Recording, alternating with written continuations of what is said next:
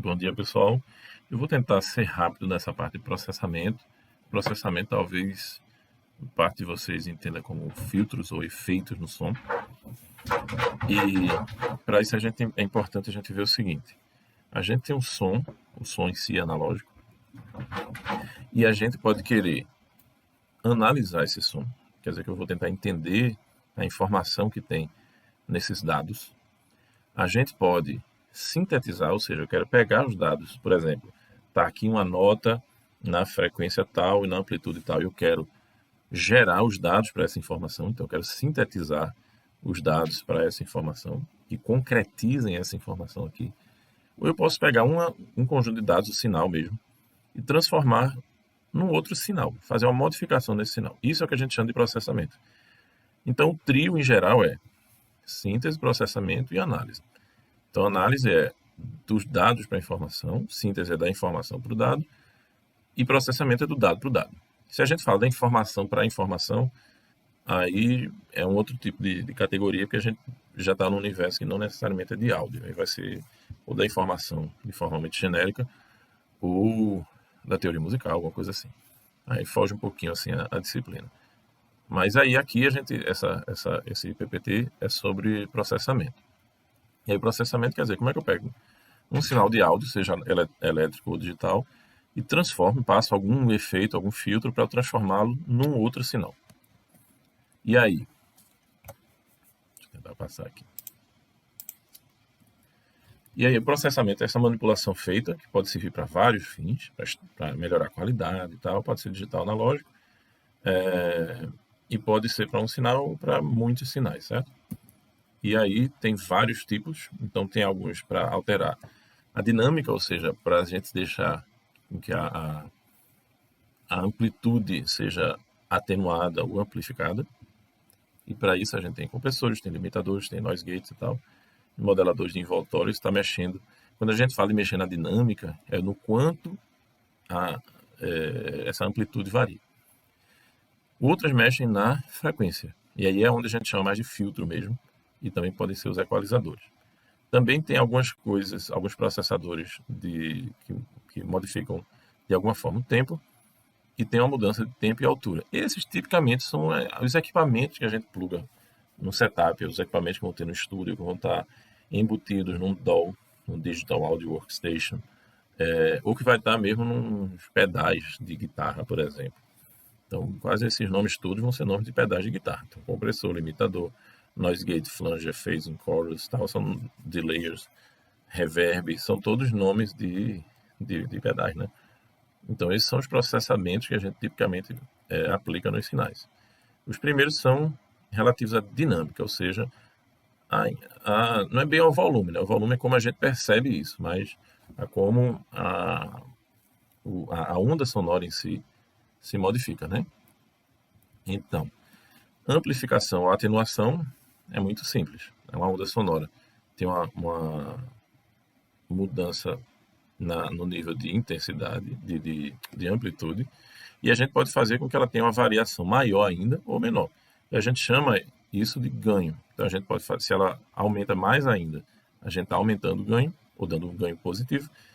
Se a gente quer que ela não varie tanto, a gente faz um ganho negativo, a gente diminui o ganho, né? E aí, esse é o processamento mais básico que a gente tem. Se a gente for analisar o gráfico no sistema de decibéis, é como se a gente apenas desse um shift para cima ou para baixo. Outra coisa é a modelagem de envoltória, que é o envelope shaping. É um pouco mais sofisticado porque a gente identifica os momentos de ataque, de decaimento e pode fazer essa modificação. Modelagem de envoltória é algo que é importante para um sintetizador, por exemplo, porque ele não só precisa tocar um timbre numa determinada nota, mas esse timbre precisa ir ganhando intensidade, depois diminuindo intensidade, mantém a intensidade por um tempo, depois diminui mais. Então, são os 4 momentos da envoltória. E aí isso também modifica. Essa modificação varia ao longo do tempo. É como se você mexesse no ganho ao longo do tempo. Então, isso transforma a onda numa onda um pouco diferente. Outra modificação é de compressão. A questão é, a descrição não é tão clara, né? É uma amplificação cujo ganho é controlado pelo próprio sinal de entrada. O que é importante é o seguinte: vamos diminuir os fortes e aumentar os fracos. Isso compacta o sinal. Isso quer dizer que se a gente tem, por exemplo, uma variação muito absurda, às vezes eu estou sussurrando, e às vezes eu estou gritando, se eu tenho uma variação muito grande disso, quando eu comprimo o sinal, eu pego esses sinais que estão sendo sussurrados e eu aumento a intensidade deles, e os sinais que estão sendo gritados eu diminuo. E isso faz com que você escute mais claramente as várias coisas que estão ocorrendo. Então é normal que a gente tenha, que a gente use compressão. Compressão é uma das coisas bem usadas hoje em dia. Ainda hoje em dia, a gente sempre vai usar compressão. E isso permite que a gente evite coisas tipo clipping. Clipping quer dizer que tem alguma coisa muito forte. Que a gente faz, gente, todo mundo que estiver passando desse limite aqui, que vai estourar no meu equipamento de gravação, por exemplo, na hora que você comprime isso, isso vai fazer com que todo mundo, mais forte que esteja, vá sendo comprimido para uma certa região. Ao mesmo tempo, pessoas que estejam gravando de forma muito suave vão ser amplificados e aí a gente vai ter um som mais balanceado. É bom a gente fazer isso com exemplos, então procurem também, quem tiver curiosidade disso, olhem os vídeos no YouTube sobre compressão de áudio com os exemplos. E aí vocês ouçam, que é um exemplo de um som comprimido que vai fazer mais sentido para vocês. E aí o compressor ele tem vários parâmetros, mas na verdade isso mudou muito com o tempo, porque a gente tem muitos tipos de compressores com interfaces muito diferentes. Mas tipicamente o que eles mudam é essa chamada função de transferência. Se a gente tem uma entrada e vai ter uma saída, essa função de transferência vai dizer o quanto você vai amplificar os mais fracos e o quanto você vai atenuar os mais fortes. E aí isso vai transformar numa onda. Aqui a onda original é uma coisa linear, ou seja, exatamente o mesmo valor da entrada é o mesmo valor da saída. Mas se a gente for modificando essa curva para uma coisa cada vez mais íngreme, né, quando isso aqui for virando um S quase, aí a gente vai ter uma compressão muito nítida. Ainda tem esses daqui com o limitador, quando a gente deixa aqui no início aqui, todo mundo abaixo desse volume a gente deixa topado aqui em cima. Todo mundo que passar desse volume a gente limita, isso a gente tem o que a gente chama de limitador. E a gente pode ter até um expansor, né, que é o oposto de uma compressão. Ou seja, vai aumentar mais a diferença. Então tudo isso está dependendo dessa função de transferência. Mas na prática a função de transferência, cada sistema, cada plugin, ele vai ter um tipo de interface para mexer nessas funções de transferência. Um outro processamento comum é o de redução de ruído. Então o noise gate é uma coisa muito simples. Basicamente, ele diz que se tiver uma variação muito pequena de volume, ele zera. Então, o que tiver abaixo de um certo limiar você redefine como silêncio. Tem sempre um exercício que a gente faz, que eu vou até pular aqui, que é fazer a implementação de noise gate. Mas eu vou pular essa parte já para já ir explicando. A gente sempre, quando a gente diz, implemente um noise gate, a primeira coisa que as pessoas fazem é olhar amostra por amostra. E se a amostra estiver abaixo de um certo valor, você zera ela, certo? O problema é que se a gente está num sinal, é normal que ele cruze, mesmo quando a gente está falando alguma coisa, quando a gente está tocando uma coisa extremamente forte, é normal que ele cruze o eixo do zero. Então você não pode fazer isso amostra por amostra. Então o noise gate, na verdade, precisa fazer um cálculo de qual é a envoltória desse som, que vai dar um som um pouquinho diferente aqui, e esse cálculo é que efetivamente vira, que a gente vai jogar para o noise gate, para dizer que quando estiver abaixo de um certo valor, ele silencia. Porque senão realmente ele dá um efeito extremamente bizarro. Além do que, a gente tem que se lembrar também que esses valores são positivos e negativos. Então, está abaixo de um certo limiar, o valor absoluto da amostra não pode estar abaixo de um certo limiar. Mas não é estar abaixo apenas, porque ele pode estar bem abaixo do ponto zero. Bom, além disso, a gente tem a alteração de espectro, certo? E é isso que a gente tipicamente chama de filtro. Então, normalmente a gente tem um sinal aqui, e essa parte aqui de baixo é muito importante. Essa coisa aqui de baixo é o espectro. Esse aqui é o sinal está aqui em cima, a onda sonora. Veja que isso aqui é o tempo no eixo horizontal, e no eixo vertical a gente tem a amplitude. Mas a gente pode modificar isso aqui para um outro tipo de representação, onde a gente, em vez de ter o tempo, a gente tem a frequência. Então, se a gente define que o eixo horizontal é a frequência e o eixo vertical é a amplitude, a gente tem um outro tipo de gráfico que a gente chama de espectro.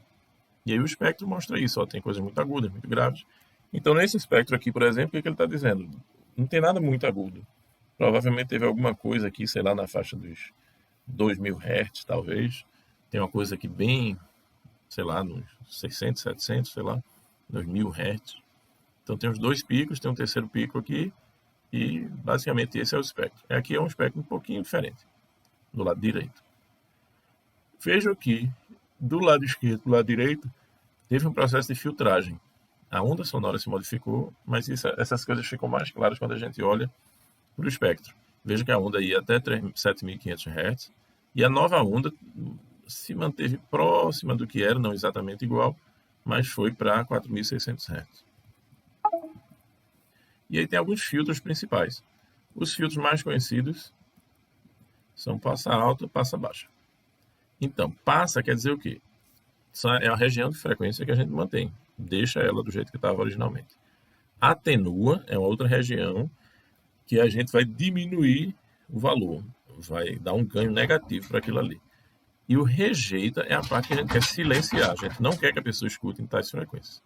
Então, esses filtros são especialmente importantes. E quando a gente faz uma equalização, por exemplo, a gente está atenuando, está amplificando certas regiões de frequência também. E aí aqueles equalizadores são baseados nesses tipos de filtro. Então, basicamente, a gente define uma frequência de corte e a gente define isso, se vai passar, o quanto vai atenuar, o quanto vai rejeitar. Então, tipicamente, a gente escolhe, né, esses valores aí, de quanto é que atenua, e a gente pode representar isso de várias formas. Isso aqui é uma representação paramétrica de um equalizador, onde para cada faixa de frequência você pode dizer que está querendo aumentar ou diminuir o ganho. E a gente pode ter picos ou vales, isso vão dar alguns efeitos no nosso som. E aqui tem um pouco de como é que se implementa esses filtros, mas não precisa ter muitos detalhes na implementação desses filtros, não. Deixa eu até explicar aqui. Aqui seria o gráfico de um filtro passa baixa, quer dizer que as frequências baixas a gente mantém, veja que continua com 0 dB de ganho, e nas frequências mais altas a gente reduz, bota um ganho negativo considerável aqui para que a gente não escute as frequências altas. É o oposto do passa alta, quer dizer que ele rejeita as frequências graves e deixa passar as frequências agudas. E se você juntar os dois, você tem um filtro passa banda ou passa faixa, você passa o que está numa determinada região e rejeita o que está muito grave ou muito agudo. E pode ter um rejeita faixa, que é o oposto. E aí, inclusive, tem um filtro efeito passa tudo, que depois eu posso explicar com mais detalhe para que é que ele serve. E aí essas coisas são usadas em equalizadores, por exemplo, para fazer controle grave e agudo. Toda vez que você parametriza isso, antigamente nos próprios equipamentos a gente tinha esses botões, tinha um monte de botãozinho que a gente tinha e a gente ia configurando e tal. Depois, com o tempo, isso foi meio que sumindo das interfaces. Mas quem mexer em algum software um pouco mais sofisticado vai poder ter isso à disposição. Essa equalização pode ser gráfica, pode ser de N tipo de fatores, pode ser os knobs que vocês giram, pode ser um monte de coisa. Hoje em dia virou simplesmente um preset. Isso quer dizer que você diz, eu quero ouvir como música, eu quero ouvir como, sei lá, jazz, quero ouvir pop rock, e aí já tem essas coisas presetadas, no máximo, né? Em geral, a gente simplesmente compra um fone X, liga o Spotify da gente e nem liga mais muito para isso. Antigamente você regulava isso. E aqui tem alguns detalhes de como é que faz isso, se você tiver uma equalização paramétrica, como é que você faz. Então, para quem tiver curiosidade sobre isso, acho que vale muito a pena. Eu vou abrir aqui a segunda parte dessa parte de filtros, porque aí vai para a implementação, embora não seja exatamente a implementação no mundo digital, mas acho que já dá para entender. A questão é que tem algumas implementações, digamos assim, simplificadas de como seriam esses filtros. E aí, o que é curioso, vamos tentar entender aqui. O que é curioso é que se a gente pegar um filtro, por exemplo, se a gente pegar um sinal e somar e fazer a média de cada amostra com a sua amostra consecutiva, a gente tem na prática um filtro passa baixa. É isso que a gente está dizendo. Essa fórmula toda está dizendo isso. E o circuito aqui embaixo é a mesma coisa. Então, quando a gente quer implementar isso no circuito elétrico, é isso que a gente faz. A gente bota um delayer no meio do caminho e a gente soma o valor do sinal com o valor do próprio sinal atrasado. E é isso que dá a saída. Isso é um filtro passa baixo. Se a gente tiver um sinal digital, a mesma coisa. A gente vai pegar um buffer e em cada índice n, a gente vai pegar o n, somar com n-1. e calcular a média dos dois, né? Porque na prática é xn mais xn menos 1 dividido por 2. Esse aqui é um filtro passa-baixa muito rabugento, na verdade, muito mal feito. Mas é o princípio, certo? O passa-baixa real, eles são mais sofisticados do que isso. E a gente tem também, do mesmo jeito que tem esse passa-baixa, você também tem um passa-alta. A diferença de um para o outro é que, em vez de você somar, você diminui. Você está querendo saber a diferença entre os dois. E isso vira um passa-alta. Esse conceito é curioso, no fim das contas. E aí, com isso, a gente implementa coisas mais complexas. E, inclusive, você tem o filtro geral, que aí você pode ter vários valores e tal. Então, as pessoas antigamente montavam esses circuitos e ficavam ligeiramente complexos, porque a gente ia somando uma série de índices aqui, juntando com vários deltas. No mundo digital, esse tipo de coisa é mais tranquilo. O que eu acho particularmente legal disso é que vocês são capazes de pegar uma amostra sonora, por exemplo. Pega um arquivo WAV e analisa esse arquivo WAV. A gente pode manipulá-lo de forma simples. Isso vai dar efeitos no som. E assim, a gente brincar um pouco com essa manipulação é legal. Então, se a gente tiver isso em Python, em MATLAB e tal, isso é bem tranquilo de fazer. Pegar o arquivo WAV, abrir, fazer essa manipulação nos dados diretamente e salvar como arquivo WAV. E aí mandar tocar e vocês vão ver os efeitos que isso vão dar. Aí tem filtros muito mais sofisticados, certo? Tem comb filters, são filtros no formato de pente e tal. E essas coisas são realmente usadas. Se vocês forem, por exemplo, a Spotify Web API é baseado na Econest API. A Econest API foi baseada no trabalho do Tristan Jean sobre a modelagem do sistema auditivo, que dizia como a gente ouvia os sons e dessa forma permitia uma análise que era um pouco aprimorada com relação à análise clássica. O que tem de implementação técnica? Para codificar como era o nosso processo auditivo, daqueles cílios que tinham nossa cóclea e tal, o que ele implementou foram comb filters no formato de pente, que permitia que pegasse um sinal original e desconstruísse ele em várias sub-regiões e de acordo com a formulação que o pessoal que analisava a fisiologia do nosso aparelho auditivo tinha decodificado. E basicamente com essa forma ele trouxe uma nova codificação que era mais fiel, digamos assim, ao nosso aparelho auditivo do que a codificação básica simplesmente em cima de frequências, certo? Básica, mas o que é interessante é que, como é que ele implementou isso? No fim das contas, com um filter desse. E aí tem vários filtros que a gente pode aplicar, sejam filtros finitos ou infinitos. O infinito é porque a própria saída ele pode voltar e faz um loop, certo? Então por isso que a gente chama de... Eles são filtros infinitos e não filtros finitos. E assim por diante. Então ele vira um ciclo recursivo. Então assim, não precisa se assustar com essas contas todas. Por isso que tinha esse esquemático aqui embaixo, que é para entender que simplesmente o sinal você pode somar com um sinal com certo atraso. Isso modifica o sinal final, certo? Então, assim, o que é importante de se ater nisso daí é que dá para a gente implementar essas coisas mais elementares de uma forma... Não é tão complicado assim.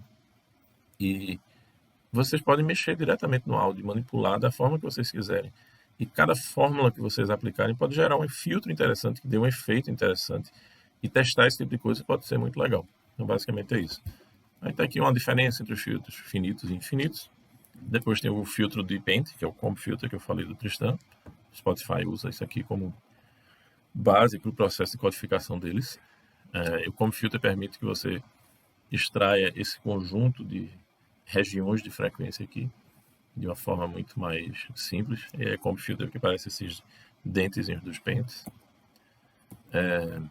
Além disso, tem o famoso filtro passa tudo, que parece não servir para nada, mas na verdade ele tem um objetivo, que ele não altera o espectro, você não percebe nenhuma diferença nele, mas ele especifica que as pessoas vão estar numa certa fase.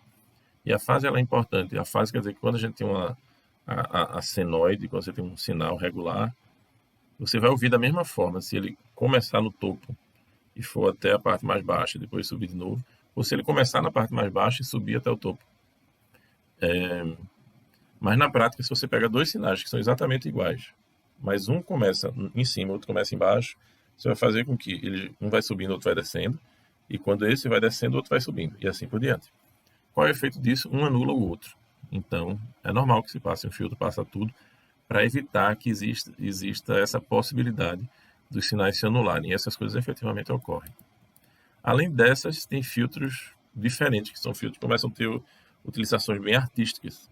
tem filtros de atraso de tempo. Então, o delay é algo normal de você fazer. Então, você aplica um delay no sinal e você vai ouvir isso de alguma certa forma, com uma certa reverberação, com um certo ambiente, pode ser até como um eco, e assim por diante, e depende de de que intensidade você vai ter no delay, de quanto tempo você vai ter para esse delay, e assim por diante. E você vai poder fazer, inclusive, com que esse delay varie com o tempo. E essas coisas vão ter usos artísticos. À medida que a gente manipula, e tem uma sacada dessa, a gente começa a ter efeitos sonoros. E não tem limite, vocês podem criar um outro que ninguém nunca pensou antes. Isso dá um efeito interessante, artístico, musical. Então, assim, eu encorajo fortemente vocês a mexerem nos áudios para ver o quanto dá para brincar com isso. Então, não precisa entrar no detalhe aqui da fila, mas o que é importante é que você pode aplicar um delay, certo? Tem um buffer, você vai lendo o buffer, você vai ler, você vai guardar o buffer para que você possa juntar o que está tocando agora com uma coisa que foi tocada lá no passado. E esse pode ter delays de várias formas diferentes. Você pode ter um delay de atraso fixo. Então, isso gera efeitos como efeito de flanging, phasing, chorus. E aí, procure esses efeitos. Achem no vídeo. Quem achar vídeos legais sobre essas coisas, joguem aqui no YouTube, joguem nos comentários. E aí, se a gente tem um atraso fixo muito pequeno, e você não escuta como sons diferentes, não é um som de eco. Mas se você tiver um atraso fixo médio, dá uma ilusão de aumento de intensidade, porque cria uma certa ambiência, como se eles meio que se reforçassem. E se o atraso for longo, aí ele cria o eco. Então, você pode fazer isso e usar esse efeito musicalmente, digamos assim. Então, vários desses pedais, a única coisa que eles estão fazendo é isso. Estão mexendo e aplicando delays. E isso dá um efeito sonoro muito interessante. E, além disso, a gente pode ter um efeito de atraso variável. E esse atraso variável é uma coisa muito curiosa, que a gente chama de LFO. Então, são os Low Frequency Oscillators, é uma coisa que oscila bem lentamente, e esse oscilador define qual é o parâmetro de alguma coisa. Então, você pode, por exemplo, oscilar o parâmetro do delay, ou você pode oscilar o parâmetro de uma variação de frequência, ou oscilar o parâmetro de uma variação de intensidade, e assim por diante. Cada parâmetro desse que você aplicar vai gerar um efeito diferente. Então, se vocês querem brincar com essas coisas, eu recomendo que vocês baixem o Reason, que tem uma versão gratuita para vocês mexerem. Peguem algum software de síntese simplificado, por exemplo, síntese FM, ou desculpa, de síntese subtrativa, Subtractor, por exemplo, e mexa nos valores de LFO, nesses valores daí, de delay e tudo mais. E aí vocês vão ver o efeito que isso traz. Além disso, a gente tem efeitos de atraso variável, né, como a gente falou aí, os LFOs, LFPs e tudo mais. E que vai ser difícil falar que eu não vou estar com todos os equipamentos para poder mostrar exemplo por exemplo para vocês. Mas tem efeitos muito interessantes. E aí eu acho que vale a pena que a gente cate, certo? Para vocês entenderem o que é flanging, o que é chorus, o que é phasing. Mas basicamente o que a gente está mexendo com isso, mexendo em delays de alguma forma. Além disso, a gente pode fazer um filtro que aplique uma certa reverberação, que se assemelha à resposta de uma certa sala. Você diga, eu estou num small room, estou numa large room, ou eu estou num anfiteatro, assim por diante. E aí, normalmente, você diz qual é o seu som direto, quais são as reflexões.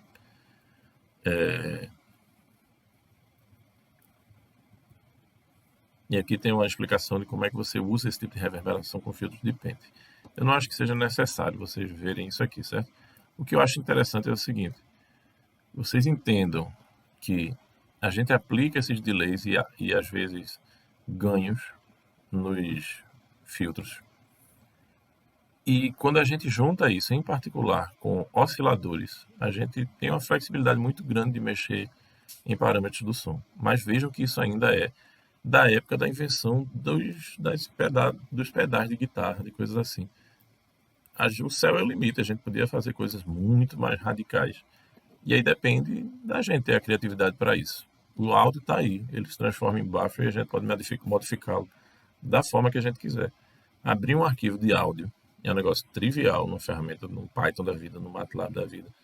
É extremamente fácil. Você joga isso para um array E vocês podem modificar na fórmula que vocês bem entenderem. E vocês podem ver o resultado que isso dá. Então isso vira uma excelente ferramenta de prototipação de efeitos. E vocês podem efetivamente não só replicar os efeitos que já existem, que é o que tem nessas transparências, mas inventarem outros. Então, assim, o principal não é dizer, ó, cada implementação de cada filtro, isso aí importa menos.